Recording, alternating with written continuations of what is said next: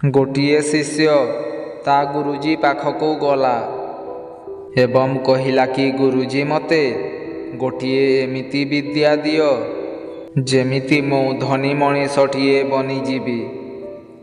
ସେ କଥା ଶୁଣି ସେ ଗୁରୁଜୀ ସେ ଶିଷ୍ୟକୁ ଏକ ନଦୀ ତଟକୁ ନେଲେ ଏବଂ ସେହି ନଦୀ ତଟର ପଥରଗୁଡ଼ିକୁ ଦେଖାଇ କହିଲେ, ଏ ପଥର ମଧ୍ୟରେ ଗୋଟିଏ ଏମିତି ପଥର ଅଛି ଯେଉଁ ପଥରରେ ଗୋଟିଏ ଲୁହାଖଣ୍ଡକୁ ଛୁଆଁଇଲେ ସୁନାରେ ପରିବର୍ତ୍ତନ ହୋଇଯିବ।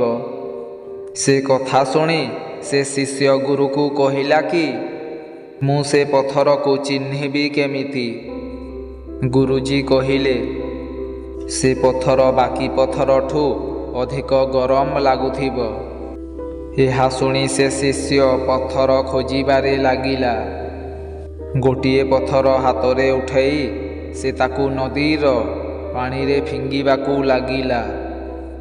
କିଛି ଦିନ ବିତିଯିବାରୁ ସେ ପଥରକୁ ପାଇଲା, କିନ୍ତୁ ସେ ପଥରଗୁଡ଼ିକୁ ପାଣିରେ ଫିଙ୍ଗିବାର ଅଭ୍ୟାସରୁ ସେ ପଥରକୁ ବି ପାଣି ଭିତରକୁ ଫିଙ୍ଗିଦେଲା।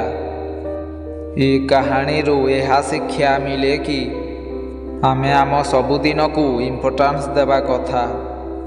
ଯଦି ଆମେ ଗୋଟିଏ ଦିନକୁ ବି ହାଲକା ହିସାବରେ ନେବା ବା ମଜାକ ହିସାବରେ ନେବା, ତ ଗୋଟିଏ ଦିନ ଏମିତି ଆସିବ କି ତମ ପାଖରେ ଦୁନିଆର ସବୁତକ ଧନ ଆସିଲେ ବି ତମ ଭାଗ୍ୟରେ ନଥିବ ସେ ଧନକୁ ଖର୍ଚ୍ଚ କରିବା ପାଇଁ କିମ୍ବା ପାଇବା ପାଇଁ।